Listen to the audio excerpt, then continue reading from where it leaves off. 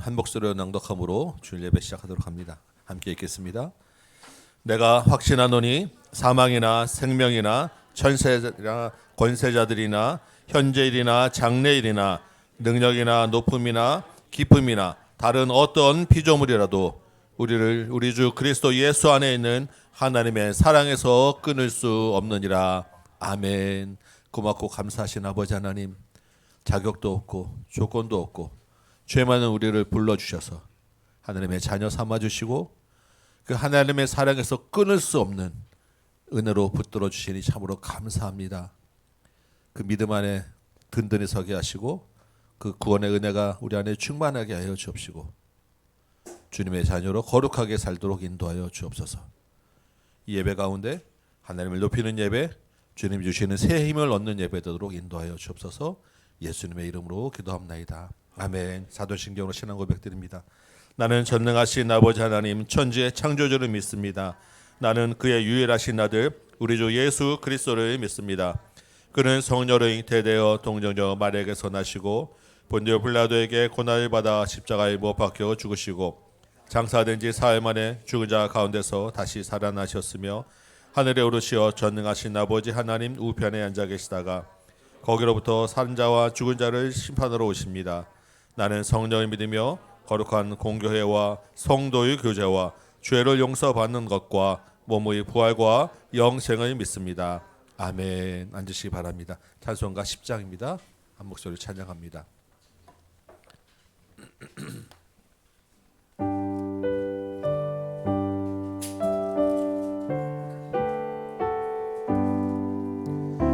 전능왕 오셔서 주 이름 찬송해 하옵소서. 영광과 권능의 성부여 오셔서 우리를 다스려 주옵소서. 강생한 성자여 오셔서 기도를 들으소서. 택하신 백성들 복 내려주시고 거룩한 마음을 주옵소서. 위로의 주 성령 오셔서 큰 증거 주옵소서. 전능한 주시여 각 사람 맘에서 떠나지 마시고 계십소서.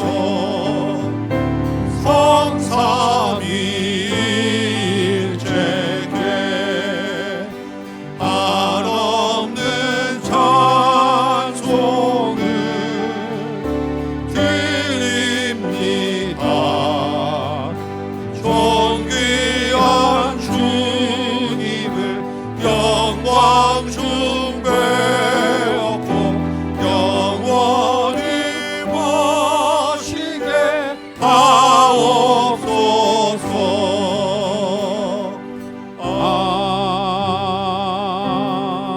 아멘. 사랑과 은혜가 풍성하신 하나님 아버지, 설 명절이 지나고 오늘 거룩한 주일에 주님의 전에 모여 기쁨으로 예배하게 하시니 참으로 감사드립니다. 오늘 예배를 통하여 하나님의 은혜를 경험하게 하시고 살아계신 하나님을 느끼고 응답받는 시간이 되게 하여 주시옵소서. 이 시간 모든 영광과 존귀를 주님께 올려드리오니 저희의 예배를 기쁨으로 받아 주시옵소서. 하나님 아버지, 우리의 삶을 위해 기도합니다. 매일 순간의 죄악과 유혹으로 인하여 넘어지고 쓰러지는 연약한 우리입니다. 그때마다 십자가의 은혜로 다시 세워주시고 그 귀한 보혈로 깨끗게 하시니 감사합니다. 그 놀라우신 은혜를 낭비하는 인생이 되지 않기를 소망합니다. 하나님을 기쁘시게 하고 세상에 빛을 비추며 선한 사마리아인과 같은 삶을 살아내는 우리가 되게 하셔서 세상 사람들로 하여금 하늘에 계신 아버지께 영광을 돌리게 하는 복된 인생이 되게 하여 주시옵소서. 나라와 민족을 위해 기도합니다. 어렵고 힘든 시간을 지나고 있는 이 나라를 불쌍히 여기사 국정에 여백이 생기지 않도록 하나님 아버지 마음에 합한 위정자를 세워지게 하시고 분열된 마음들이 하나로 모아져 하나님의 공의와 정의가 흐르는 나라가 될 수 있도록 도와주옵소서. 또한 세계 선교사님들을 위해 기도합니다. 선교사님들의 안전과 건강을 지켜주시길 원하며 선교사님들이 뿌린 복음의 씨앗들이 100배의 결실로 맺힐 수 있도록 축복해 주시고 그 사역을 이어나갈 다음 세대 선교사님들과 현재 목회자들이 더욱 많이 양성될 수 있도록 축복하여 주시옵소서. 다음 교회를 위해 기도합니다. 다음 세대가 사라져가는 한국교회 상황 속에서 다윗과 같은 견고한 믿음을 가진 다음 세대가 일어나게 하시고 예수 그리스도를 알지 못해 방황하고 있는 수많은 영혼들을 향해 씨를 뿌리고 기도하고 전도하는 공동체가 되게 하셔서 이 땅에서 맡겨진 소명을 잘 감당하고 착하고 충성된 종과 같은 다음 교회가 되게 하여 주옵소서. 2월에 있을 학생 청년부 수련회와 성경 강좌를 통해 우리의 믿음이 더욱 성장하게 하시고 그리스도의 장성한 분량에 이르기까지 자라게 하여 주시옵소서. 오늘도 은혜로운 말씀을 들고 단위에 서신 담임 목사님과 홍 목사님을 위해 기도합니다. 그 생명의 말씀을 통하여 영혼이 다시 살아나게 하시고 예수 그리스도를 바라봄으로 참 평안을 누리게 하옵소서.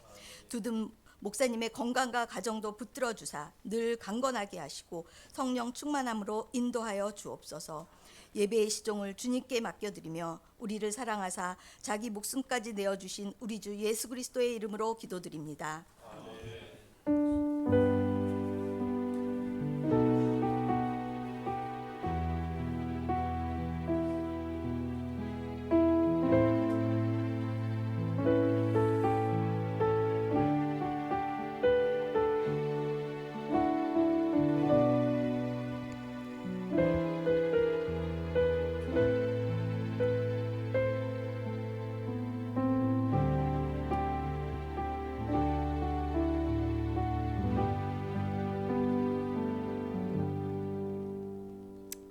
샬롬.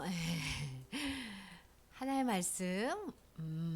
화면이 조금 흐린데 그래도 한번 하나의 말씀 드려볼게요. 사랑하는 믿음, 사랑하는 마음에 대해서 오늘 하나님 무슨 말씀하시나 들어볼게요. 자, 예수님이 말씀하셨어요. 내가 곧 사람에게 팔려서 죽고 3일 만에 살아날 것이다. 그 얘기를 듣던 제자들이 너무너무 시무룩해져가지고 예수님이 어디로 올라가서 변화산에 올라가가지고 예수님의 영광스러운 부분을 보여줬다 그랬죠. 기억나죠? 그래서 변화산에서 그걸 보고 내려왔더니 누구를 만났어요? 귀신들이 만나요. 이 아이가 어떻게 했다고요?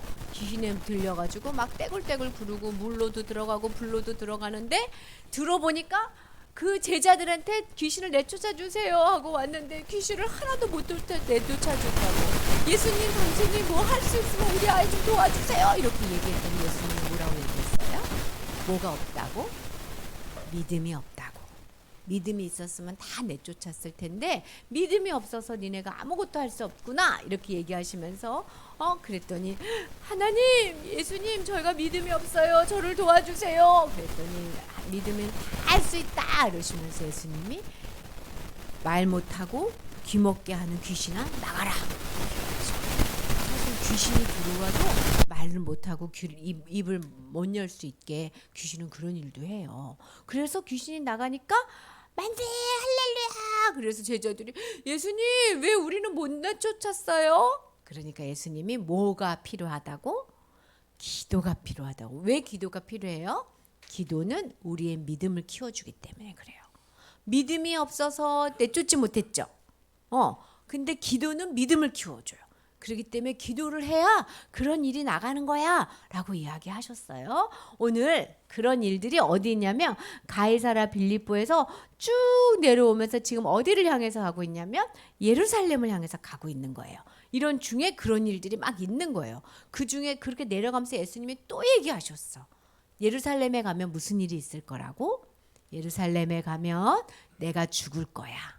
그리고 내가 3일 만에 살아날 거야. 이 얘기를 계속 하시니까 제자들이 그게 도대체 무슨 말이야? 왜 예수님이 갑자기 죽지?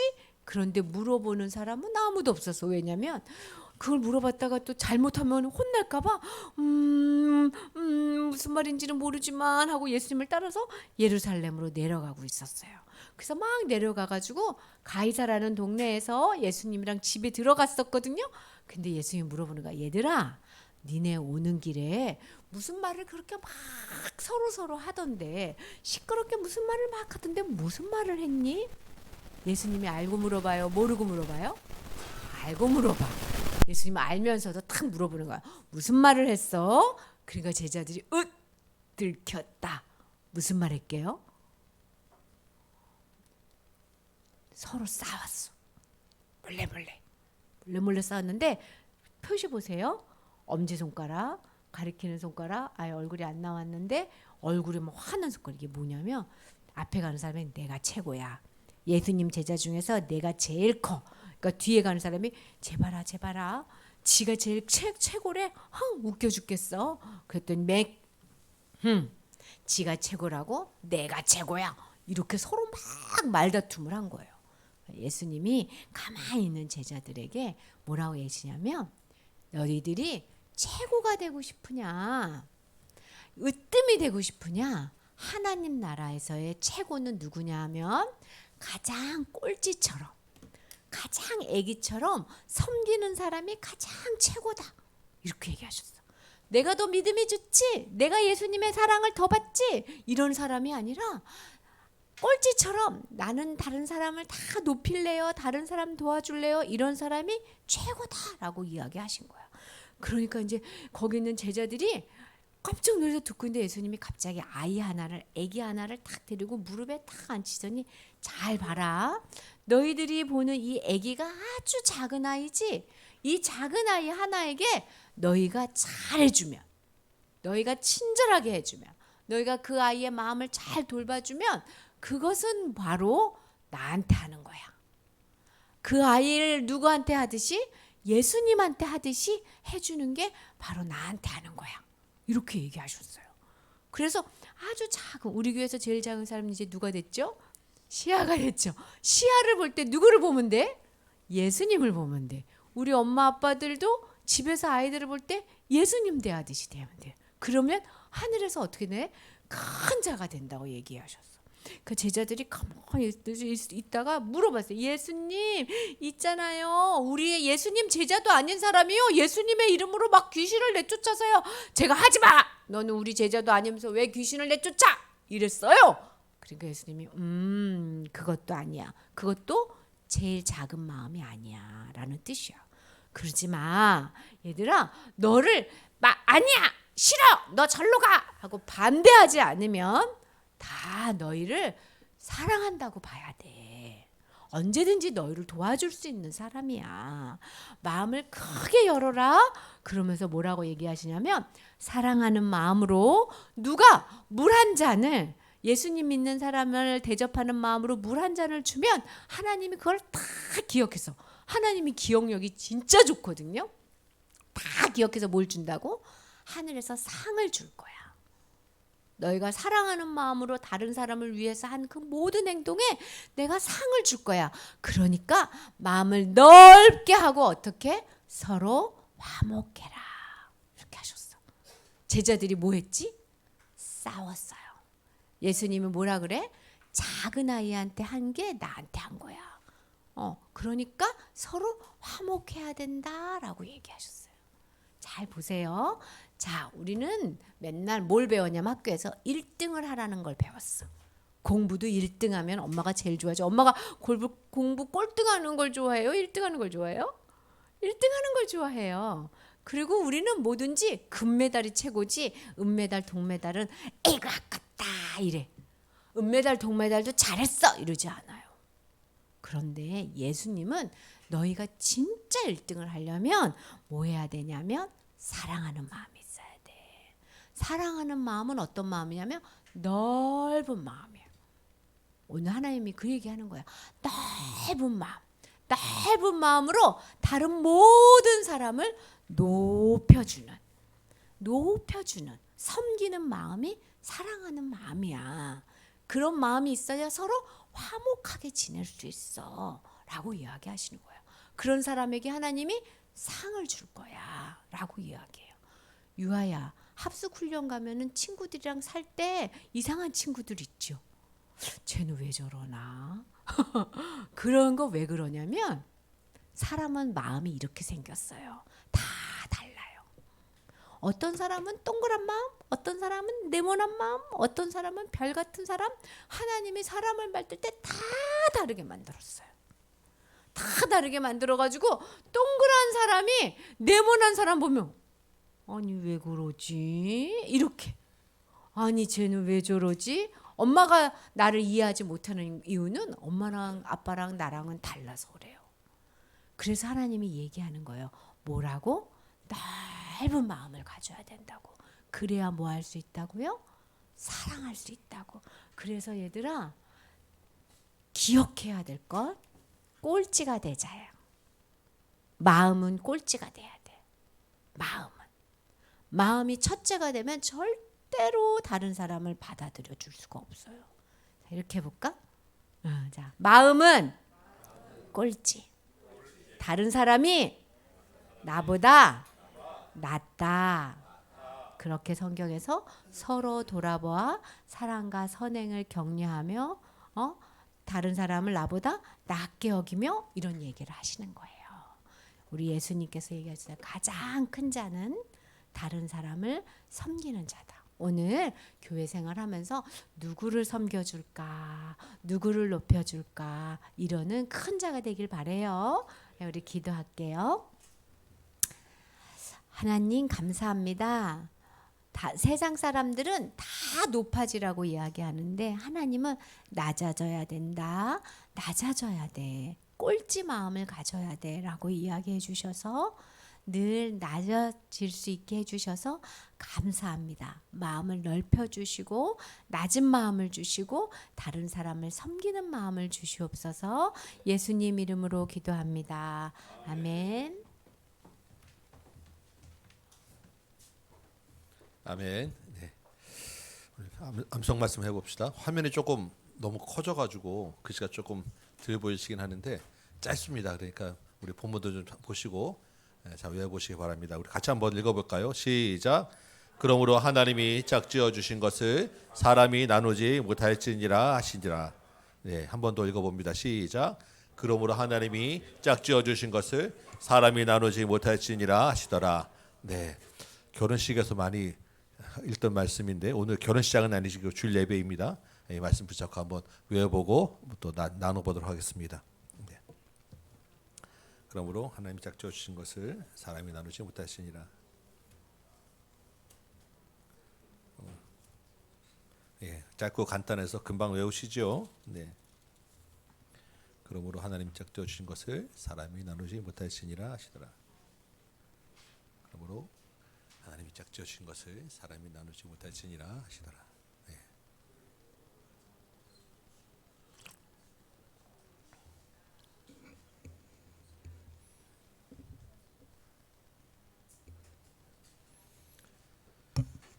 그러므로 하나님이 짝지어 주신 것을 사람이 나누지 못하시니라 하시더라. 네.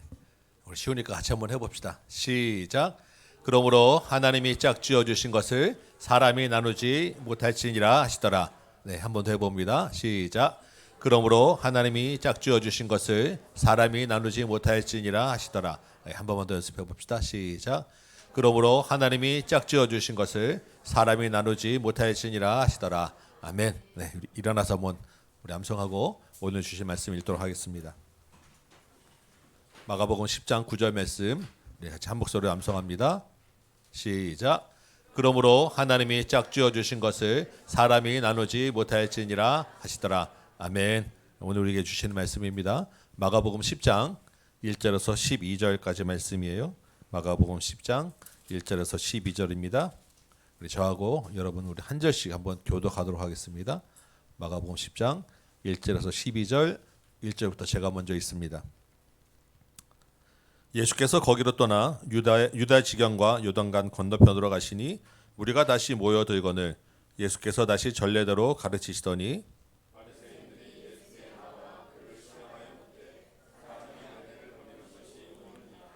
대답하여 이르시되 모세가 어떻게 너희에게 명하였느냐? 예수께서 그들에게 이르시되 너희 마음이 완악함으로 말미암아 이 명령을 기록하였거니와 이러므로 사람이 그 부모를 떠나서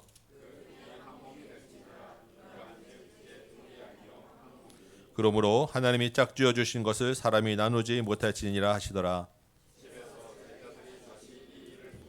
이르시되 누구든지 그 아내를 버리고 다른 데에 장가드는 자는 본처에게 간음을 행하며 아멘. 앉으시기 바랍니다. 오늘 둘이 한 놈이 될지니라 말씀으로 같이 은혜를 나눕니다.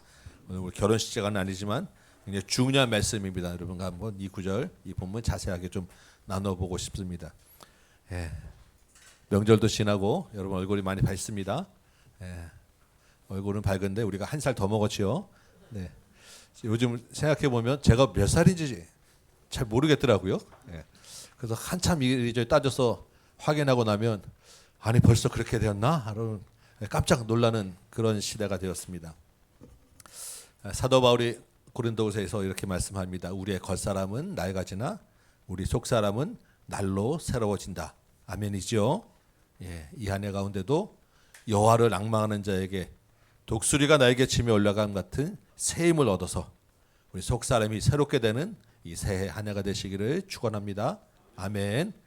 예수님도 이 땅에 오셔서 새로운 하나님 나라를 시작하셨어요. 우리가 지금 새해가 됐는데 예수님이 시작하신 하나님 나라도 새로운 나라입니다. 새로운 나라는 어떻게 어떤 게 필요합니까? 새 포도주는 새 부대에 넣어야 되죠. 그러면 새로운 가치관, 새로운 기준이 있어야 되는 것입니다. 그래서 예수님이 이 땅에 오셔서 어떻게 하셨습니까? 옛 전통에 매여 있던 종교 지도자들하고 엄청나게 논쟁을 하셨습니다. 그리고 그 옛 전통을 깨는 일들을 많이 하셨어요. 일부러 안식일에 병을 고치기도 하셨고 안식일에 귀신을 내쫓기도 하셨고 중풍병자하고 사귀기도 하셨고 세리와 또 창기와 낮은 자들과 사귀기도 하셨고 세상 기준과 가치관을 뒤집는 역설적인 말씀도 많이 하셨습니다. 그 중에 하나가 지난주에 있는 바로 우리 설교에 있던 낮은 자리에 가서 마지막 끝자리에 앉는 사람이 높은 자리에 되는 거다. 이런 말씀을 하신 거예요. 이게 그러면서 그 말씀들을 누구를 향해서 집중하셨냐면 지금 제자들을 향해서 집중해 가는 장면이 우리 9장까지의 말씀이었습니다. 오늘 10장에서도 지금 이 큰 주제와 흐름이 계속 이어집니다. 그래서 10장에서도 이 흐름 가운데 몇 가지 사건이 있는데 그 몇 가지 사건을 다 소개하려면 오늘 여러분 쉬고 오셔가지고 좀 힘드실 텐데 좀 어렵습니다. 그래서 오늘은 한 가지 사건만 집중적으로 좀 여러분과 나누려고 해요. 1절부터 보면 예수님이 거기서 떠나서 유대의 지경과 요단강 건너편으로 가셨습니다. 거기서라는 것은 지난주에 얘기했던 갈릴리 지역입니다. 지금 위에서부터 쭉 예루살렘으로 좀 가는 길이죠. 이제 갈릴리 지역을 지나서 유대 지경 요단강 건너편으로 오셨다라고 하였습니다. 지금 예루살렘에 있는 곳이 유대 지역입니다. 우리 치면 경기도 또는 서울시 안에 예루살렘이 있는 거예요. 그러니까 예수님이 저 강원도 끝에 속초 고성에서 이제 쭉 출발해가지고 서울로 오면서 지금 이제 강원도를 지나서 경기도 딱 들어섰다 이렇게 생각하시면 됩니다. 그러면 그 동안에는 예수님이 최대한 사람들에게 많이 알리지 않고 제자들에게 집중하려고 했는데 우리도 서울에 가까이 오면 올수록 아 서울이구나 실감나는 게 뭐가 있습니까? 차가 많아지죠. 유대 지역에서 예루살렘에 가까이 오면 올수록 사람들이 점점 많아지니까 몰래 다니기가 어려워지는 거예요. 그러니까 이제 사람들이 자꾸 모여들기 시작하고 예수님을 향해 모여드는 사람 중에 또 누가 있냐면 종교 지도자들이 있어서 꼭 예수님에게 한마디씩 던지고 시험하고 묻는 사람들이 있는 것입니다. 오늘 본문도 지금 그런 장면이에요. 그래서 2절에 보니까 바리새인들이 예수님을 찾아와서 묻습니다. 질문은 사람이 아내를 버리는 것이 옳으니까라는 거예요. 지금 바리새인들의 질문은 늘 뭡니까? 몰라서가 아니라 시험하고자 해서 꼬투리를 잡으려는 미끼를 던지는 질문을 하는 것입니다. 자, 사실 사람이 아내를 버리는 것이 옳으니까라는 말은 질문부터 문제가 있습니다. 여러분 아내가 물건입니까? 버리다니 감히 어떻게 그죠? 예, 큰일 날 이야기를 그 당시에는 합니다. 왜냐하면 남자 여자가 굉장히 지극히 불평등한 사회였기 때문에. 한 예로 성경에서 그 당시에 보면 남자 숫자만 세지 여자는 숫자를 세지 않을 정도로 지극히 불평등한 사회였기 때문에 남자가 결혼한 아내를 버리는 것이 옳으니까 이런 표현이 그냥 서스럼 없이 아주 자연스럽게 받아들이는 시대였어요. 예수님 당시로 생각해 보면 지금 남자가 아내를 버린다는 것은 이혼한다는 이야기입니다. 그러면 이 율법에 또는 예수님 당시 시대에 보면 이혼이라는 것이 굉장히 좀 많이 있었다라는 거예요. 원래 율법에 보면 최초에 이제 신명기 우리 24장 한번 좀 찾아보겠습니다. 우리 신명기 24장 우리 1절부터 4절까지 말씀인데 율법에 이혼에 대해서 뭐라고 되어 있냐 하면 이렇게 되어 있습니다. 우리 신명기 24장 한번 찾아보시겠어요? 거기 1절 보시면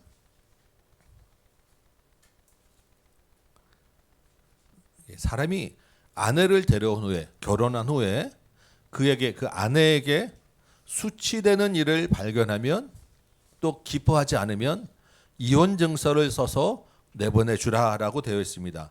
그렇게 이혼 증서를 받은 여자는 다시 재혼을 할 수 있고 혹시 재혼했는데 그 남편이 죽더라도 전 남편이 다시 그 이혼한 아내하고는 결혼하지 마라라고 지금 이게 전체적인 이혼에 대한 율법의 규정이에요. 이 규정은 이스라엘 백성들이 지금 애굽에서 나오면서 보니까 그 이방 문화와 그 당시 문화 속에서 살았잖아요. 아내를 너무 쉽게 버리는 거예요. 왜냐하면 그때는 예수님 당시보다 훨씬 전이었으니까 더 남녀 차별에 대한 문제가 심각했습니다. 그러니까 결혼해서 아내를 버리고 이혼하는 것이 지극히 자연스러운 일이었고 아무 문제도 없었어요. 물건처럼 버리고 또 새로 취하고 그래서 아내도 열어두고 이러한 사회였기 때문에 그렇게 해서 버림받은 아내들은 여자들은 재혼을 할 수가 없는 거예요. 여자들이 또 그렇다고 사회에서 지금처럼 마땅한 직업도 구할 수 없었고 생계에 굉장히 위협을 받고 정말 버림받는 그런 사회적 문제가 있었다라는 것입니다.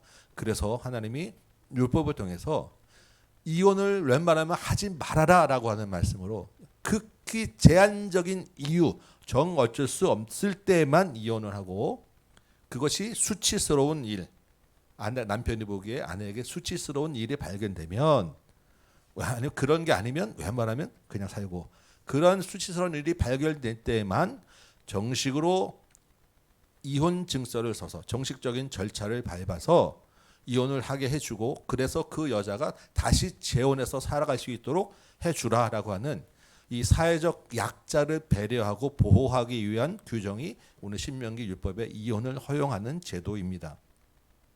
그런데 늘 이 법이라는 것은 어떻게 합니까? 강한 자가 자기 입맛대로 해석하는 것이 문제예요.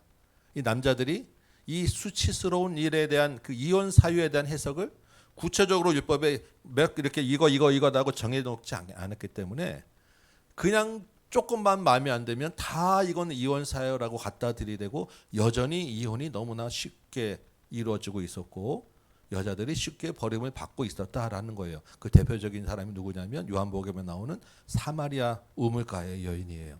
남편이 5이 있다라는 게 계속해서 버림받았다라는 것입니다.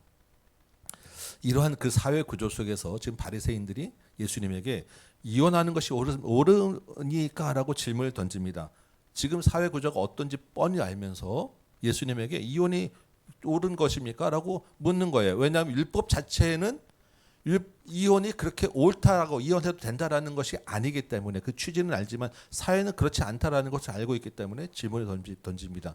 또 한 가지 바리새인이 지금 예수님에게 이 이혼에 대한 질문 던지는 이유가 또 하나 있어요. 지금 예수님이 지금 어디 오셨다고 했습니까? 유대 지경 또 요단강 동편 지경 이렇게 왔습니다. 예루살렘에 좀 근처 가까이 왔어요.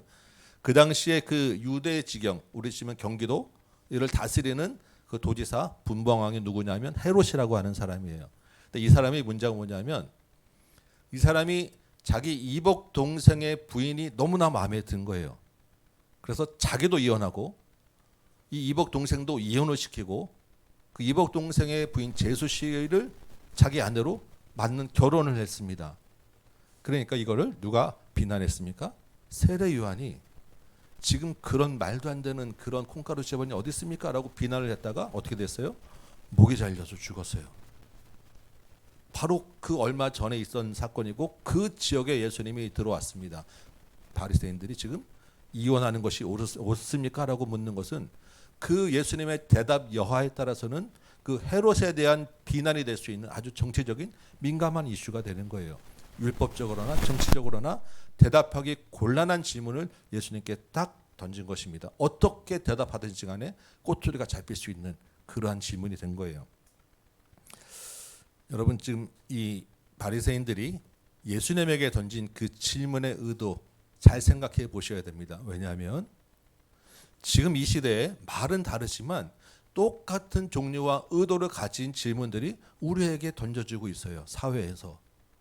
똑같은 의도를 가진 시험과 유혹들이 우리에게 지금 주어지고 있습니다. 믿음이라는 이유 때문에 여러 가지 우리가 선택하고 갈등하고 고민하는 것들이 지금 예수님에게 던져진 질문과 비슷한 것들이에요. 왜 그러냐면 예수가 있기 때문에 우리는 예수님을 따르는 제자이기 때문에 시대는 다르고 배경은 다르지만 여전히 같은 질문들이 우리에게 던져지고 같은 꼬투리를 잡을 도전들이 있는 거예요. 이렇게 하자니 신앙 양심에 좀 걸리는데 그렇다고 이렇게 따르자니 다른 사람들은 안 그러는데 나 혼자 좀 튀는 것 같고 사람들이 뭘 그렇게까지 사냐고 좀 비난하고 따돌림 받는 것이 부담이 되기도 하고 신앙 양심을 따르자니 불이익도 있고 손해도 보는 것 같고 고민하고 갈등하는 일들이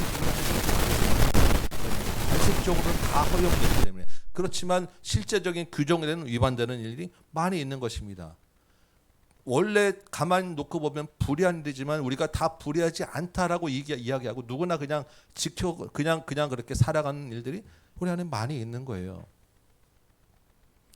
그래서 우리 안에 늘 이런 마음이 듭니다. 그냥 한두 번은 좀 괜찮지 뭐.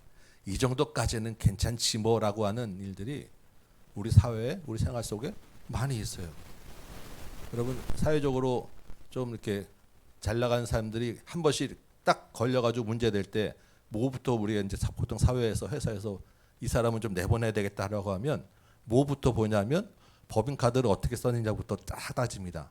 그러면 늘 그냥 별 생각 없이 쓰다가 또 개인적으로 집 근처에서도 쓰고 자기 마음대로 쓰다가 평상시에는 가만두다가 이 사람 잘라야 되겠다면 그 내용 딱 조사해요. 이거 어떻게 썼느냐 다 설명하라고 하면 한두 개씩은 무조건 걸리게 되어 있습니다. 이게 사회예요. 근데 우리도 똑같이 직장생활하고 살다 보면 그것이 잘못된 것인지 알지만 그래도 다 그냥 쓰고 별 문제가 아니기 때문에 그냥 다 쓰는 거예요. 그러한 비슷한 일들이 여러분 사회 속에 얼마나 많습니까? 규정은 아닌데 사회적으로는 규정 괜찮다라고 통용되는 그런 많은 일들 가운데 그리스도인들은 그 일을 어떻게 하느냐를 누가 보고 있습니까? 세상이 보고 있어요. 말은 안 하지만 속으로 너도 나랑 같은 편이구나. 얘는 우리 편이 아니네. 누가 보고 있습니까? 주님이 또 보고 있어요. 너는 내 제자구나. 내 제자인데 왜 이렇게 하지? 늘 우리 앞에 그런 도전과 질문이 있고 그 대답과 선택과 기준을 보고 있는 사람들이 있다라는 것입니다. 여러분 기억해야 되는 거예요. 그래서 그러한 여러 가지 상황들 속에서 우리는 어떻게 해야 되는가라는 것이 오늘 본문을 보면서 생각해야 됩니다. 우리는 어떻게 해야 되겠습니까? 예수님이 어떻게 하셨는지를 봐야 되는 거예요.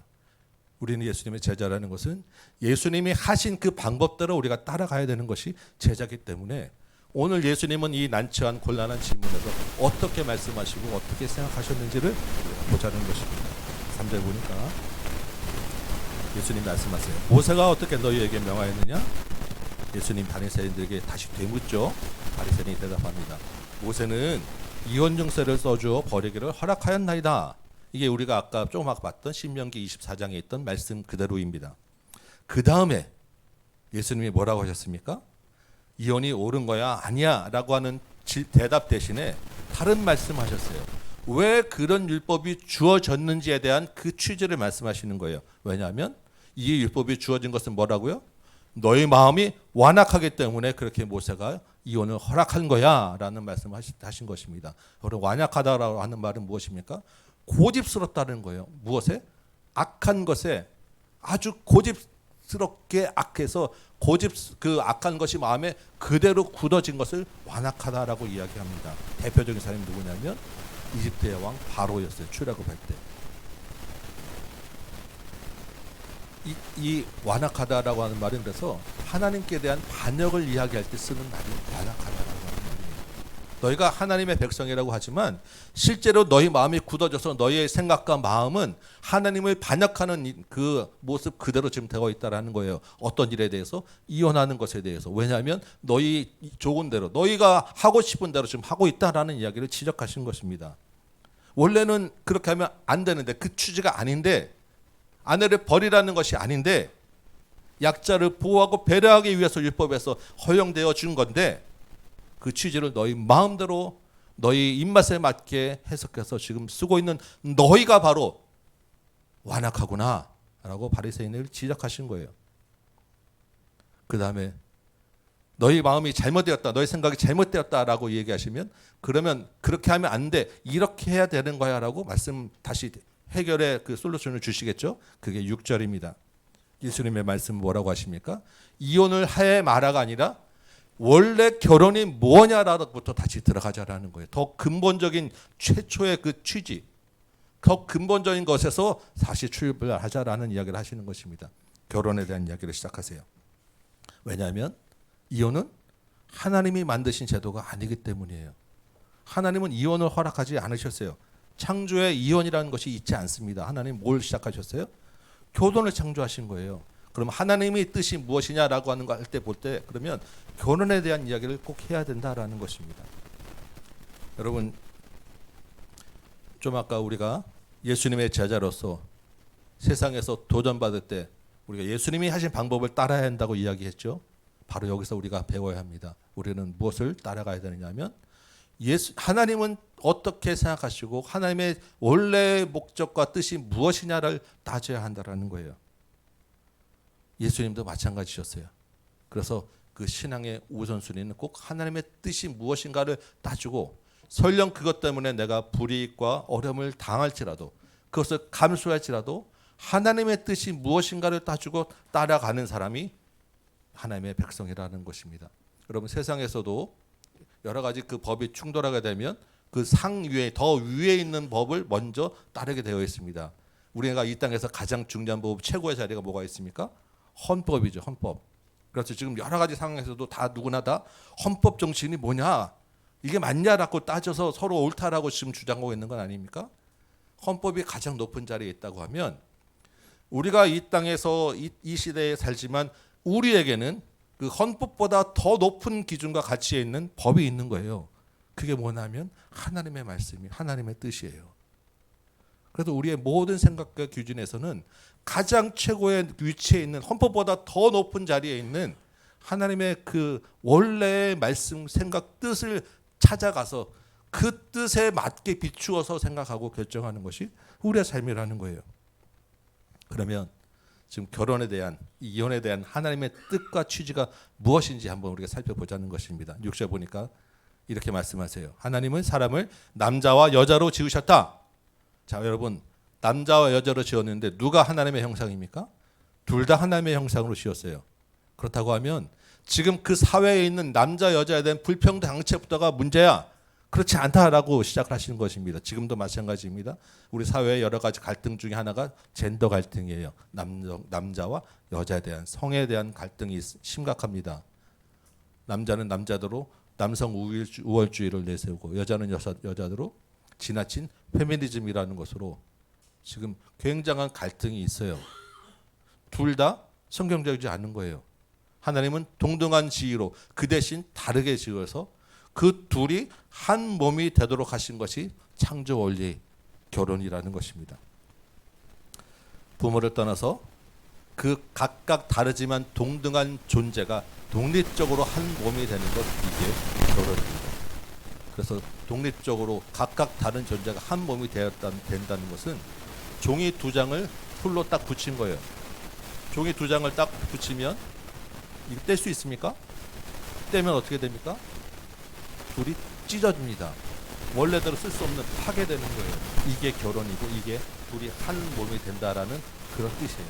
그 둘이 합하여라고 하는 성경의 원래 단어도 그 당시에 그 파피루스 종이를 둘이 딱 붙여가지고 하나로 되도록 쳤다라는 것이 둘이 합하여 하나가 된다라는 그런 말이에요. 그래서 9절에 보니까 하나님이 짝지어 주신 것을 사람이 나누지 못할지니라. 우리 암송한 말씀이죠. 이게 결혼입니다. 그렇게 둘이 한 몸이 되면 어떤 일이 있습니까? 그 둘 사이에서 하나님을 섬기는 경건한 자손이 나옵니다. 그럼 경건한 자손 또 둘이 다시 한 몸이 돼서 또 다른 경건한 자손이 나와요. 그렇게 경건한 자손이 생육하고 번성해서 땅에 충만하는 것이 하나님의 원래 창조 계획이었어요. 그러니까 천지를 자연을 창조하고 사람을 창조해서 하나님이 원래 최초에 계획했던 가장 중요한 그 핵심은 결혼이라고 하는 제도에 있습니다. 결혼이 잘 되어야 한 몸이 되어야 경건한 자손이 가득 차고 그 경건한 자손들 가운데 하나님이 함께 계시는 것이 창조 이후의 7일부터의 안식이에요. 그것이 하나님의 원래 꿈꾸었던 에덴에서의 삶이었습니다. 그런데 어떻게 되었죠? 인간이 죄를 범하고 타락했단 말이에요. 타락함으로써 사람의 마음이 완악해졌다라는 것입니다. 하나님을 배반하고 반역하게 되었어요. 그래서 들어온 것이 뭐냐면 이혼이라는 것이 들어온 것입니다. 동등하고 평등해서 한 몸이 되어야 되는데 한 몸이 찢어진 거예요. 찢어지면 파괴되고 쓸 수 없게 된 것이 지금 이혼의 상태에 머물러 이루게 되었다라는 것을 이야기하는 것입니다. 요즘 시대에는 이혼이 워낙 많다고 합니다. 전보다 훨씬 더 많아졌고 좀 더 자유로워진 것 같아요.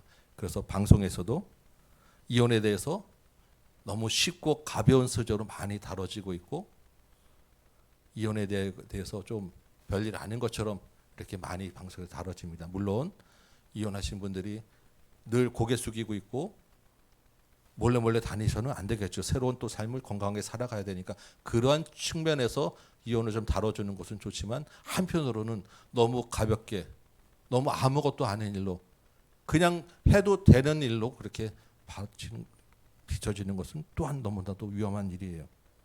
왜냐하면 결혼은 무엇입니까? 하나님이 짝지어 주신 것이기 때문에 창조의 핵심이기 때문에 그 창조의 원리를 깨는 이혼은 하나님의 뜻에 맞지 않는 일이기 때문입니다. 이혼을 하나님의 뜻에 맞지 않는 거라고 하면 안 된다고 하면 이 시대의 흐름에는 잘 안 맞는다고 할 수도 있어요. 사회적으로는 그럴 수도 있지는 뭐라고 이야기하지만 성경적인 가치로는 분명히 이야기합니다. 하나님이 짝지어 주신 것은 절대 나눌 수 없다. 우리는 요즘 시대에 살지만 하나님 나라의 가치에 산다고 하면 결혼에 대한 관점도 마찬가지입니다. 역시 우리도 결혼에 대한 이야기도 창조의 원리로 돌아가서 우리가 생각하고 적용해야 돼요. 둘이 한 몸을 이루고 하나님이 짝지어 주신 것은 나눌 수 없는 것입니다. 물론 요즘 그 이혼에 대한 그 상담이나 이혼을 방지하기 위한 여러 가지 방송들이 있더라고요. 이렇게 보고 얘기를 들어보면 정말로 심각한 부부가 있습니다. 정말 심각하게 폭력을 받고 그렇게 매받으면서 계속해서 결혼을 하면 죄니까 이혼하면 죄니까 이혼하지 말아라 이런 말은 못 하겠어요. 그렇지 않겠습니까? 정말로 서로 간에 사람 취급받지 못하고 비참하고 수모를 당하면서 그렇게 계속 살려고는 할 수 없어요. 왜냐하면 아직 이 땅에 완악함이 여전히 존재하기 때문에 어쩔 수 없어 보이는 그런 상황이 있긴 있습니다. 그래서 그것까지 다 참고 살려고는 그렇게는 저도 못하겠어요. 그러나 그럼에도 불구하고 남자와 여자가 결혼해서 한 몸이 되는 것이 하나님의 뜻이라면 우리 믿는 사람들은 어떻게 살아야 되겠습니까? 그 한 몸이 되는 것을 위하여 수고하고 애쓰는 것이 먼저라는 거예요. 결혼을 서로 해서 그 살아가면서 그 이혼에 되는 사회가 어쩔 수 없이 생길 수 있는데 그것은 정말로 마음 아픈 일이지만 그 전에 우리는 이혼에 대해 집중하는 것보다는 결혼에 대해 집중하여서 한 몸이 되는 것이 무엇인가 어떻게 하면 한 몸이 될 수 있는가에 집중하면서 애쓰며 살아야 되는 것이 우리 크리스찬의 기준이 된다라는 것입니다. 요즘은 한 몸이 되는 거 고사하고 결혼 자체가 사실 쉽지 않죠. 결혼 자체도 쉽지 않을 뿐만 아니라 출산 자체도 지금 부담이 되는 그런 상황입니다. 참 이 성경적 가치대로 살아가는 것이 결혼하는 것도 믿음이 필요한 것 같고 자녀를 낳는 것도 믿음인 것 같아요. 그럼에도 불구하고 특별히 우리 청년부 여러분 하나님의 가치대로 사시면서 여러분 결혼에 대해서 기도하시고 준비하셔서 순종하시기 바랍니다. 결혼에 대한 여러 가지 경제적인 부담과 사회적인 부담이 있습니다. 그럼에도 불구하고 그것을 감수하고 하나님의 말씀을 따르는 것이 복이에요. 자녀를 많이 낳는 것 요즘은 많이 기준이 둘이 많이더라고요. 자녀를 낳는 것 부담일 수 있습니다. 그러나 그것이 복입니다. 여러분 믿음으로 순종하시고 그 일을 위해서 지금부터 기도하시고 준비하시기 바라요.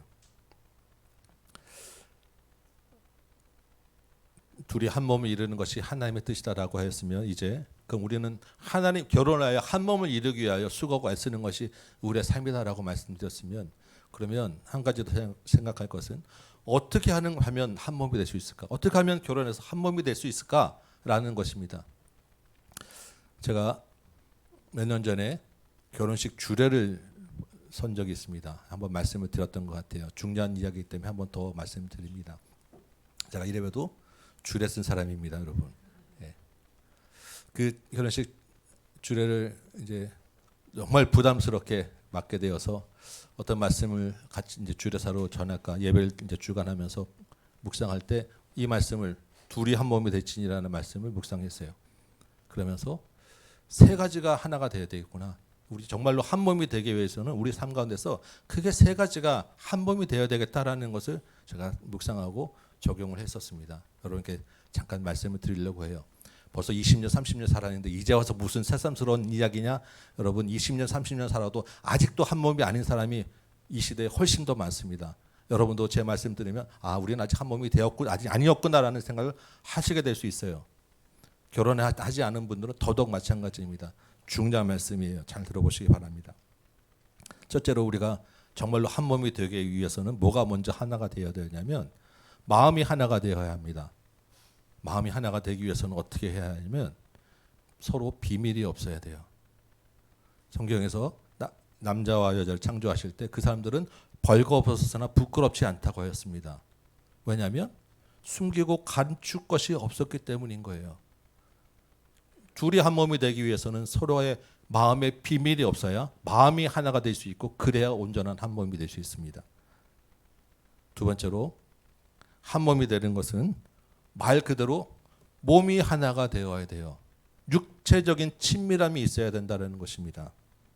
그래서 이 몸이 하나가 되기 위해서는 각 방을 쓰시면 안 돼요. 방이 하나로 합쳐져서 침대가 하나로 모아져야 합니다. 이것이 창조 원리예요.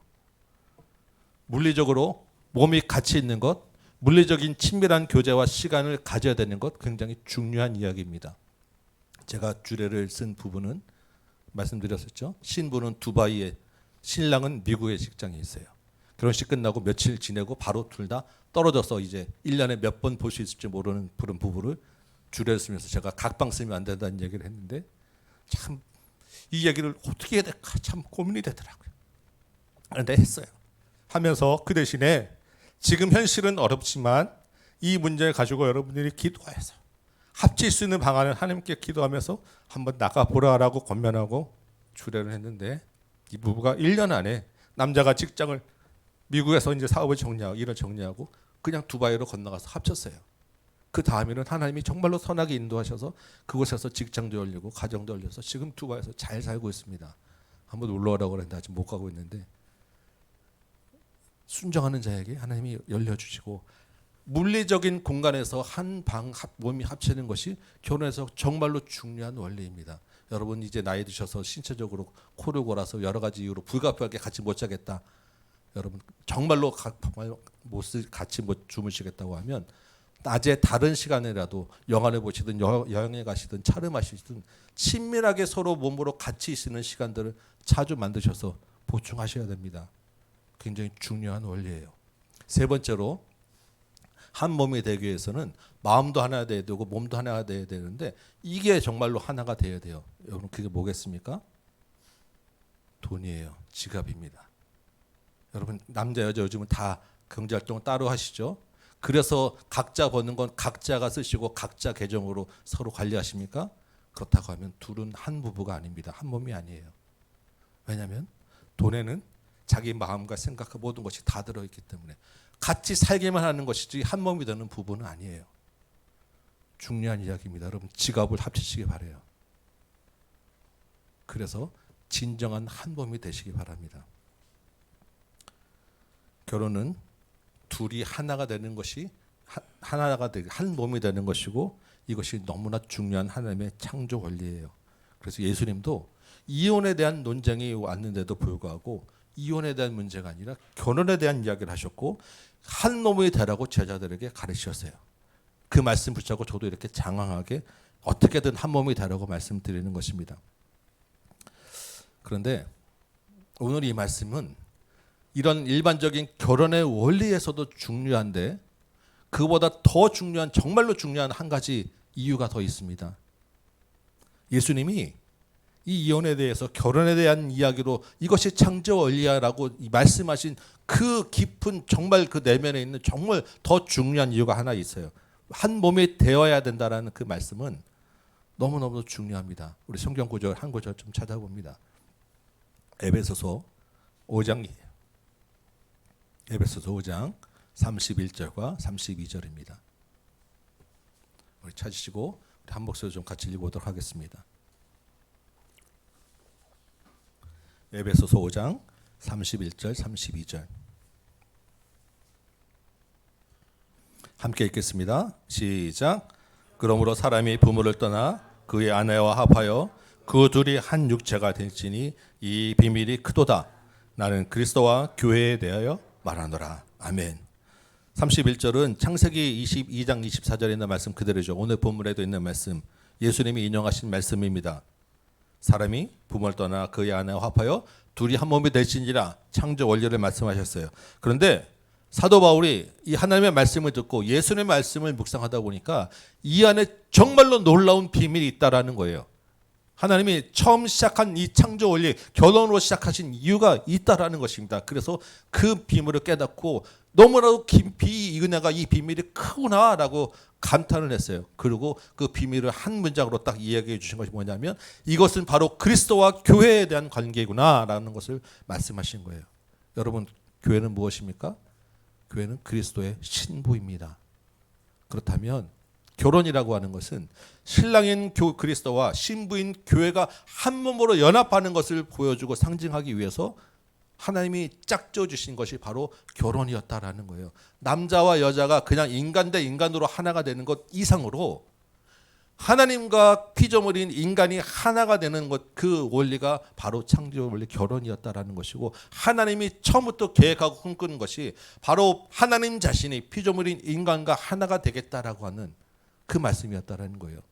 그래서 그것이 죄로 인하여 깨졌지만 다시 그 창조 원리 하나님의 계획을 회복하기 위해서 하나님의 아들 그리스도를 이 땅에 보내셔서 이 교회의 신부가 되게 하시고 자기 이름을 영접하고 하나님께 돌아오는 자들을 교회라는 공동체의 이름을 묶어서 신부로 삼으셨다라는 것입니다. 그래서 그리스도와 교회는 뗄래야 뗄 수 없는 한 몸이 되었다라는 거예요. 그 한 몸이 되었다는 말씀이 오늘 처음 예배 시작할 때 읽었던 로마서 8장 38절 39절이에요. 하늘이나 땅이나 기쁨이나 바다나 그 어떤 권세나 하나님 안에 있는 그리스도 안에서 하나님의 사랑에서 끊을 수 없느니라. 여러분 우리는 하나님의 사랑에서 절대 끊을 수 없는 존재입니다. 왜냐하면 교회이기 때문이에요. 교회는 무엇입니까? 그리스도를 주로 고백하는 사람들의 모임이 교회입니다. 그래서 우리가 같이 예수님을 주로 고백하는 이 예배드리는 이 공동체가 한 교회이고요. 또 무엇이 교회입니까? 여러분이 주일에 가정 예배드리는 그 가정이 예수님을 주로 고백하며 예배를 드리신다고 하면 그것이 바로 교회입니다. 또 누가 교회입니까? 여러분 안에 예수 그리스도를 주로 고백하는 믿음이 있다고 하면 여러분은 여러분의 가는 곳곳에 세워지는 움직이는 교회입니다. 그렇다고 하면 이 다음 교회도 그리스도와 연합하여 하나가 되어야 하고 여러분의 가정도 주님과 연합하여 하나가 되어야 하고 여러분 스스로도 그리스도와 절대 떨어질래야 떨어질 수 없는 하나가 되어야 하는 것입니다. 여러분 한 몸이 되는 것이 무엇이라고 말씀드렸죠? 마음이 하나 되는 비밀이 없는 하나가 되어야 하는 것이고 또 뭐가 있습니까? 몸이 하나가 되는 각방쓸미 안 되는 하나가 되어야 하는 것이고 직업을 합치는 경제적인 하나가 되어야 한다고 말씀드렸죠. 똑같습니다. 그리스도와 교회도 여러분 서로 간에 그리스도와 교회 안에 마음이 하나가 되어야 돼요. 비밀이 하나가 없어야 합니다. 여러분 하나님 앞에 주님 앞에 나와서 기도할 때 마음에 나올 때 예배 나올 때 내놓지 못하는 것들이 있으십니까? 하나님 앞에 기도하면서 좋은 것만 내가 원하는 것만 달라 하시고 여러분 마음속에 있는 죄에 대한 것들은 꺼내놓지 않으십니까? 한 몸이 되는 것이 아닙니다. 공동체 안에서 여러분 서로와 목장에서 나누시고 서로 교제하실 때 내가 잘되고 우아한 것들만 꺼내놓으십니까? 공동체는 그리스도의 몸이 아닌 것입니다. 하나가 아닌 거예요. 물리적으로 몸으로 여러분 교회와 그리스도와 하나가 되고자 하십니까? 그렇다고 하면 여러분의 몸으로 교회와 주님의 나라를 위하여 수고하고 애쓰며 헌신하셔야 합니다. 청년부 수련회가 있습니다. 성경 강좌가 있습니다. 그렇다고 하면 한 몸이 되는 교회 공동체에 여러분의 있어야 할 자리에 여러분 그 자리에 있어야 하는 것입니다. 새세명 전도 축제를 합니다. 그렇다고 하면 여러분은 여러분의 입술로 영혼을 구원하는 일에 수고하고 애쓰며 그 일에 적극적으로 참여하셔야 하는 것입니다. 물론 여러분 정말로 우리 이 숫자에서 우리가 뭐 하면 거의 참석률이 90% 이상씩 됩니다. 그래서 너무나도 사실 감사해요. 그런데 그것이 여러분의 기쁨이 되시기 바라고 누구 눈치 때문에 아니라 그리스도와 한 몸이기 때문에 여러분이 차원하는 마음으로 섬겨주시면 정말로 감사하겠어요. 제가 감사한 것이 아니라 주님이 보시기에 기뻐하실 것입니다. 여러분이 최선을 다하여 헌금하시고 계시죠. 요즘 여러 가지 좀 헌금에 대한 말씀을 여러분에게 좀 어떻게 좀 잘 드려야 되나라는 고민을 좀 하고 있어요. 정말로 어려운 경제 가운데서 최선을 다하여 여러분 헌금하시는 것 저도 알고 있고 주님이 알고 있습니다. 그 헌금에 대해서 여러분 조금 더 그런데 생각하셔야 돼요. 헌금이라고 하는 것은 내 마음에 내 삶에 조금 무겁게 지나도록 하는 것입니다. 왜냐하면 그래야 그것이 정말로 내 마음이 닮아서 물질의 주인이 하나님이다라고 알 수 있기 때문이에요. 온전한 11조를 하고 계시는지 또한 기쁨으로 정말로 주님과 내 것이 내 모든 시간과 내 지갑에 있는 것이 주님의 것입니다 라는 믿음으로 여러분 하시는지 다시 한번 돌아보시고 얼마를 하든지 무엇을 하든지 간에 내 것은 다 주님의 것입니다 라는 마음과 믿음으로 들으시기 바라요. 주님이 우리와 한 몸이 되고자 하셨어요. 그래서 이 땅에 오셨습니다. 창조주이신 하나님이 피조물 우리와 한 몸이 되고자 하셨어요. 그것이 창조 원리입니다. 그렇다면 우리가 한번 생각해 보시기 바랍니다. 주님은 왜 나와 한 몸이 되고자 하셨을까요? 하나님은 왜 우리를 주님의 자녀로 부르셨을까요? 여러분 거기에 여러분의 어떤 자격이 있습니까? 어떤 조건이 있습니까? 어떤 기준이 있습니까? 아닙니다. 오직 은혜로 저와 여러분을 한 몸이 되도록 불러주신 거예요. 그 은혜가 우리 안에 있다고 하면 우리의 예배와 우리의 모든 헌신과 우리의 모든 삶은 감사와 기쁨이 될 수밖에 없는 것입니다. 그래서 교련에 대한 원리 그리스도와 교회가 하나다 한 몸이다라는 것을 우리가 생각하게 되면 가장 중요하게 정말로 마지막에 강조하는 것은 뭐냐면 이것이 은혜구나라는 것을 아는 거예요. 은혜로 내가 주님과 하나가 되었구나라는 것을 생각하는 것입니다. 이게 우리의 가장 기본적인 가장 중요한 믿음인 줄 믿습니다. 그 은혜로 주님과 기꺼이 하나가 되는 여러분 되시기 바라고 그 은혜 때문에 우리가 함께 하나로 묶어주신 공동체 서로를 사랑하시기 바라고 주님이 나를 불러주신 은혜가 있기 때문에 기꺼이 낮은 자리에서 섬기는 여러분 되시기 바라고 주님이 나를 불러주셔서 한 몸이 되신 은혜가 있기 때문에 여러분의 가장 귀하고 아끼는 시간과 물질과 모든 것을 아낌없이 드리는 여러분 되시기 바랍니다. 말씀을 정리하면 세상은 늘 우리에게 믿음의 시험과 도전을 합니다.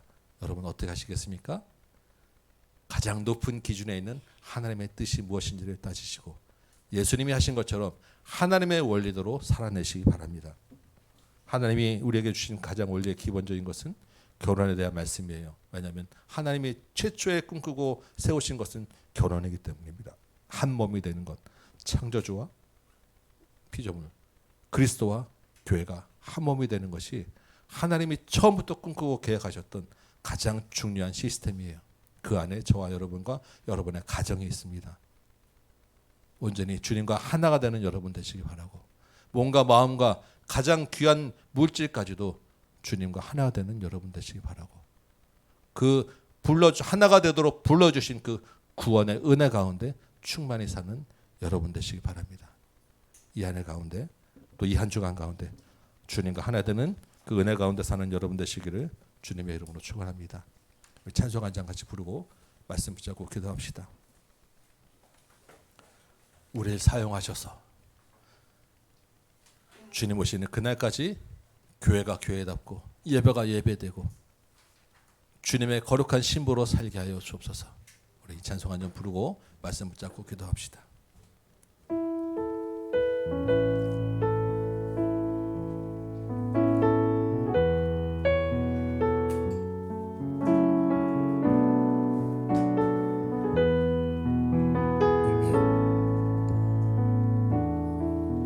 우리에겐 소원이 하나 있네. 주님 다시 오실 그날까지 우리 가슴에 새긴 주의 십자가 사랑, 나의 교회를 사랑케 하네. 주의 교회를 향한 우리 마음, 희생과 포기와 가난과 고난, 하물며 죽음조차 우리 막을 수 없네. 우리 교회는 이 땅의 희망, 교회를 교회되게 예배되게 우리 사용하소서. 진정한 부흥의 날 오늘 임하도록 우리를 사용하소서. 우리에겐 소원이 하나 있네. 우리에겐 소원이 하나 있네. 주님 다시 오실 그날까지 우리 가슴에 새긴 주의 십자가 사랑, 나의 교회를 사랑케 하네. 주의 교회를 향한 우리 마음, 희생과 포기와 가난과 고난, 하물며 죽음조차 우릴 막을 수 없네. 우리 교회는 이 땅의 희망, 교회를 교회되게 예배되게 우리 사용하소서. 진정한 부흥의 날 오늘 임하도록 우리 사용하소서. 성령 안에 예배하리라. 성령 안에 예배하리라.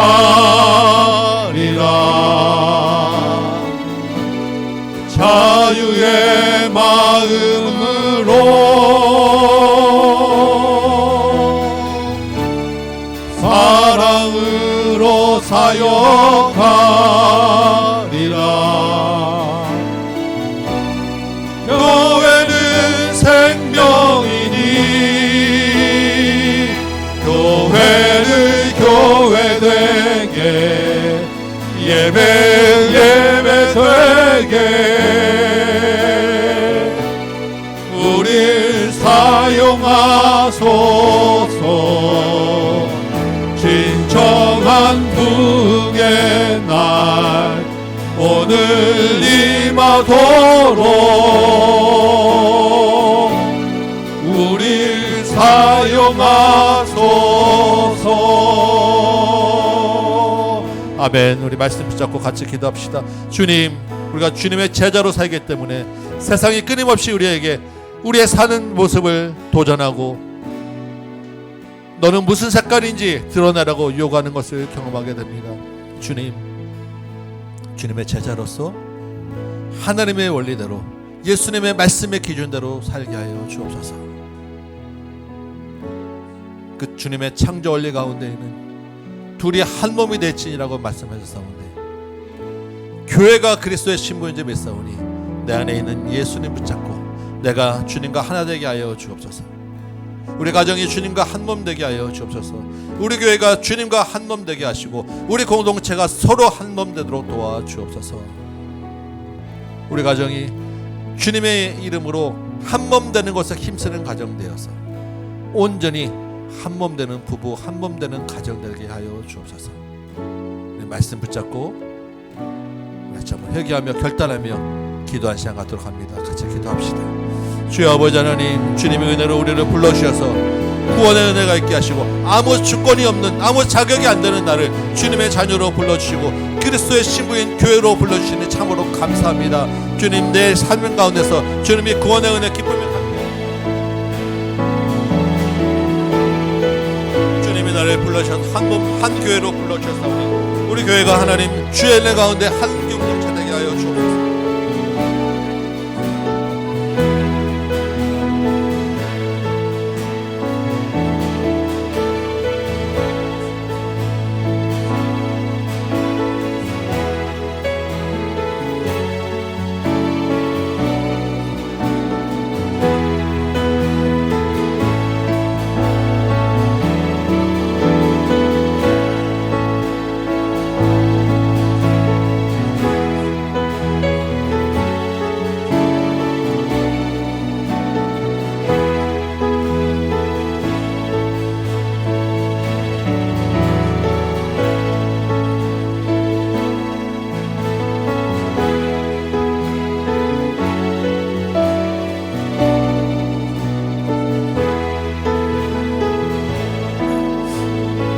주여 은혜를 주옵소서. 하나님, 세상의 유혹 가운데서도 주님의 말씀 붙잡고 살아내게 하여 주옵시고 세상의 유혹 가운데서도 나는 그리스도의 구원의 몸을 받은 은혜를 입은 그리스도 한 몸임을 기억하여 주님 주의 말씀의 기준 따라 살게 하시고 하나님의 뜻에 맞게 살게 하여 주옵소서. 각 가정이 주님 그리스도 안에서 부부가 하나 되게 하여 주옵시고 한 몸 되는 삶을 살아내고 도와주옵시며 교회가 하나님 안에서 서로 하나 되게 하여 주옵시고 마음에 비밀이 없이 주님 앞에 우리의 모든 것을 쏟아내는 우리 모든 성도들 되게 하여 주옵시고 서로 정말 낮아지며 하나 되는 하나 교회 되게 하여 주옵시고 각 가정에서 정말 가정 예배로 주님께 나아갈 때 그 가정의 주님의 주인 되는 온전한 교회 되게 하여 주옵시고 주님과 한 몸 되게 하여 주옵시며 예수를 주로 고백하는 우리 모든 성도들이 어느 곳에 있든지 어느 삶에서든지 어느 위치에서든지 하나님을 바라보고 하나님을 섬기며 주님과 하나 되는 한 이 삶 살아갈수록 주님 도와주옵소서. 은혜를 더하여 주옵소서. 주여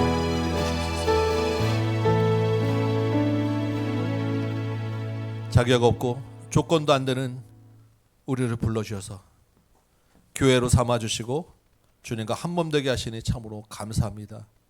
주님, 우리의 모든 예배와 우리의 삶 가운데서 이 구원의 기쁨과 감격이 있게 하여 주옵소서. 그 어떤 것도 그리스도 안에 있는 하나님의 사랑에서 끊을 수 없다고 하셨사오니 이 믿음으로 세상의 유혹 가운데서 주의 말씀 붙잡게 하여 주옵시고 온전히 주님만 바라보며 온전한 가정을 이루는 것에 힘쓰는 우리 모든 성도들 되게 하여 주옵시고 한 몸 되는 교회를 세우는 일에 힘을 다하는 우리 모든 성도들 되도록 도와주옵소서. 우리 교회를 주의 신부로 불러주셨사오니 이 다음 교회가 하나님과 하나 되고 주님의 이름을 전하는 사명 감당하는, 복음 전하는 사명 감당하는 교회 되게 하여 주옵시고, 교회를 통하여서 많은 영혼들이 주님께 돌아와서 하나님 나라가 날로 날로 더 부흥케 하여 주옵시고, 교회가 계획하고 세우는 모든 일들 가운데서 주님 우리가 한 마음 한 뜻으로 주님을 바라보는 은혜를 허락하여 주옵소서. 각자의 모든 삶 가운데서 또한 수고하고 애쓰며 주님께 물질도 드렸습니다. 하나님, 이 물질도 주님과 온전히 하나 되는 물질 되게 하시고 주님이 주신 것에 감사하여 드리는 예물 되게 하여 주옵시고, 또 다른 하나님 나라 교회를 세우는 일에 귀하게 사용되어지도록 도와주옵소서. 특별히 하나님, 우리 공동체 가운데 육신이 약하여 예배 자리에 나오지 못하고 지금 돌아간 가정이 있사옵나이다.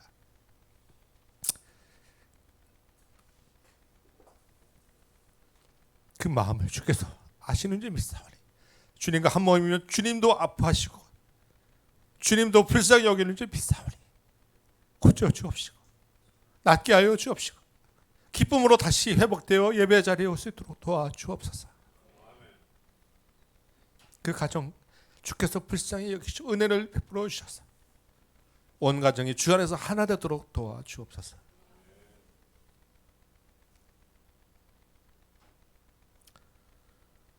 선교 현장 가운데서도 주께서 함께 하셔서 대국 땅에 일본 땅에도 복 내려 주옵시고 북한 땅 가운데서도 주님과 하나 되는 은혜를 누리게 하여 주옵소서. 예수님의 이름으로 기도합나이다. 아멘. 다시 한번 성찬 예식을 나누도록 하겠습니다. 성찬은 주님이 우리와 하나됨을 기념하는 예식입니다. 주님 오실 때까지 예식을 통하여 그리스도와 우리가 보혈로 하나 되고 은혜로 하나 되었음을 기억하셔서 떡과 잔을 나눌 때 주님의 십자가와 함께 부활의 기쁨과 은혜를 묵상하며 주님을 마음에 다시 한번 기억하는 이 시간 되시기 바랍니다. 말씀 한 구절 읽겠습니다. 예수께서 이르시되 내가 진실로 진실로 너희에게 이르노니 인자의 살을 먹지 아니하고 인자의 피를 마시지 아니하면 너희 속에 생명이 없느니라. 내 살을 먹고 내 피를 마시는 자는 영생을 가졌고 마지막 날에 내가 그를 다시 살리리니 내 살은 참된 양식이요 내 피는 참된 음료로다. 내 살을 먹고 내 피를 마시는 자는 내 안에 거하고 나도 그의 안에 거하나니 살아계신 아버지께서 나를 보내심에 내가 아버지로 말미암아 사는 것 같이 나를 먹는 그 사람도 나로 말미암아 살리라. 이것은 하늘에서 내려온 떡이니 조상들이 먹고도 죽은 그것과 같지 아니하며 이 떡을 먹는 자는 영원히 살리라. 아멘. 성찬 예식에는 세례를 받으신 분만 참여하시기 바라고, 세례 받으신 분들은 정말 그 세례가 마음에 있는 영혼의 세례가 되는 것을 기억하시고 기쁨으로 이 예식에 참여하시기 바랍니다. 주 예수께서 잡히시던 날 밤에 떡을 가지고 축사하시고 제자들에게 떼어 주셨습니다. 그 주님의 분부하심을 따라 이 시간에 여러분과 떡을 나누고자 합니다. 십자가를 묵상하시며 이 거룩한 성찬에 참여하시기 바랍니다. 기도하겠습니다. 이것은 너희를 위하는 내 몸이니 이것을 행하여 나를 기념하라고 하신 주님, 이제 그 주님의 뜻을 우리가 받들어서 떡을 나누고자 합니다. 주님의 몸을 대함 같이 신령한 은혜가 넘치게 하여 주옵소서. 주님과 한 몸이 되는 것을 기억하고 기념하게 하여 주시고 우리 안에 있는 그 생명의 능력, 주님의 능력을 다시 한번 확신케 하는 믿음의 시간 되도록 도와주옵소서. 예수님의 이름으로 기도합나이다. 아멘.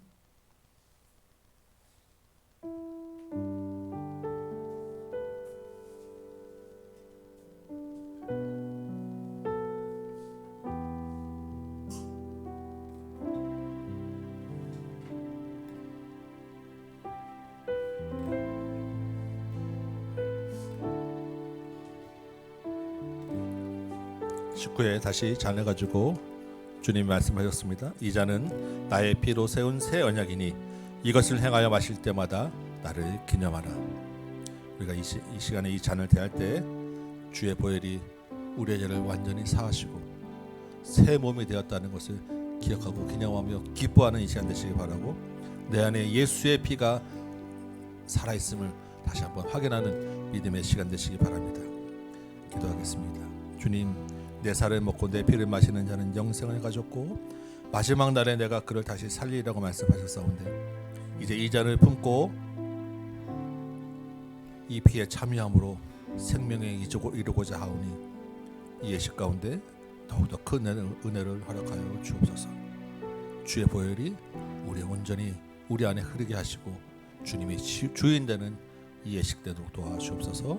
예수님의 이름으로 기도합니다.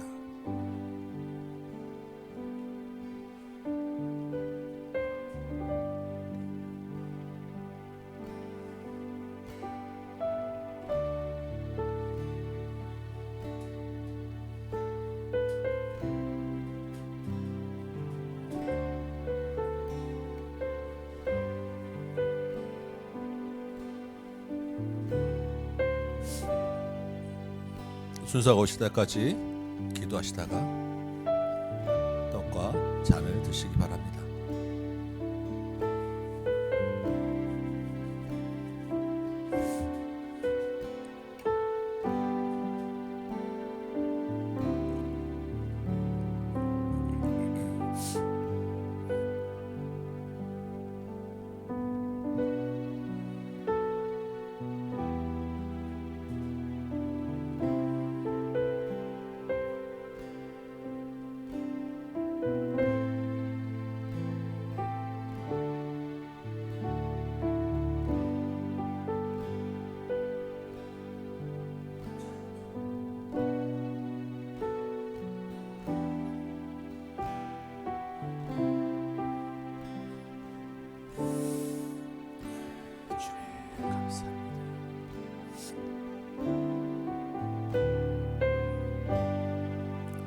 성찬의 핵심은 십자가 끝이 아닙니다. 부활입니다. 부활이 없으면 십자가는 아무것도 아니에요. 부활은 우리에게 기쁨이고 생명입니다. 여러분, 예수 그리스도의 십자가를 묵상하시며 그 부활이 내 안에 있어서 나도 그리스도와 함께 새로운 사람으로 새로운 몸으로 다시 부활하였음을 기억하고 기념하시고 결단하시는 여러분 되시기 바랍니다. 빵을 받지 못하신 분은 손을 들어 표시하시기 바랍니다.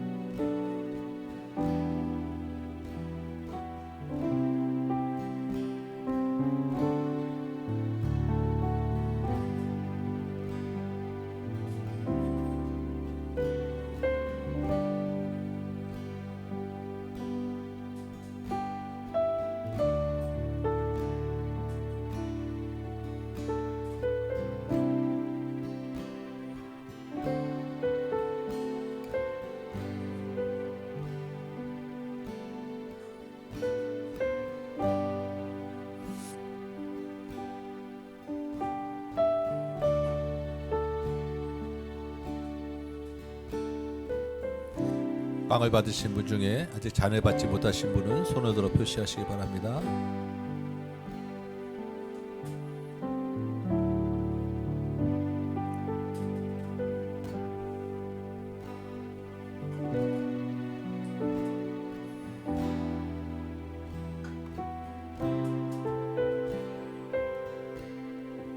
보혈을 지나 우리 찬양합니다.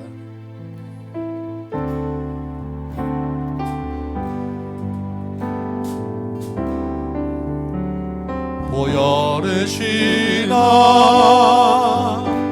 하나님 품으로 보혈을 지나 아멘. 아버지 품으로 보혈을 지나 하나님 품으로 한 걸음씩 나가네. 주 존귀한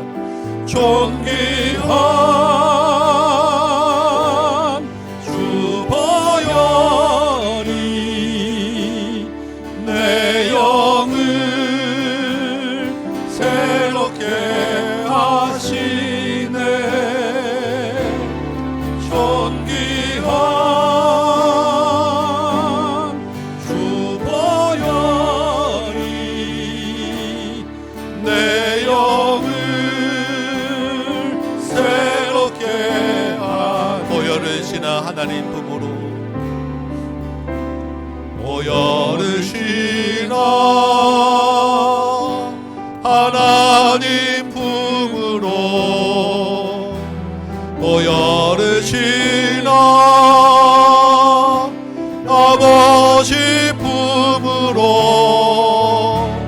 보혈을 지나 하나님 품으로 한 걸음씩 나가네. 아멘. 고맙고 감사하신 아버지 하나님, 우리를 위하여 십자가에 피 흘려 돌아가시고 주님의 몸과 피를 아낌없이 내어주셔서 참으로 감사합니다. 이제 그 몸과 피를 먹고 마시며 그리스도와 한 몸이 되는 것을 다시 한번 확인하고 믿음으로 경험하게 되었사오니 이 예배 가운데 이 시간에 주님과 온전히 한 몸 되는 기쁨이 우리 안에 넘치게 하여 주옵시고, 주님이 부활하신 것 같이 우리의 몸과 영이 새로운 몸으로 부활하여 새 사람이 되었음을 인하여 기뻐하는 예배 되도록 도와주옵소서. 그리스도 안에서 새로운 피조물이 된 우리는 주님과 한 몸 된 자로서 주님과 함께 살아낼 수 있는 힘도 얻은 줄 믿사오니 이 예배를 마치고 세상에서의 모든 삶 가운데서도 주님의 이름으로 주님의 영광을 위하여 살아내도록 인도하여 주옵소서. 이제는 우리 구주 예수 그리스도의 은혜와 하나님 아버지의 크고 무한하신 사랑하심과 성령님의 감화 감동 역사하심이 여기 모인 모든 심령들 머리머리 위에, 주님과 하나 되는 각 가정 위에, 주님의 신부로 한 몸 된 교회 공동체 위에, 선교의 현장과 조국교회 위에 이제부터 영원토록 함께 계실지어다. 아멘.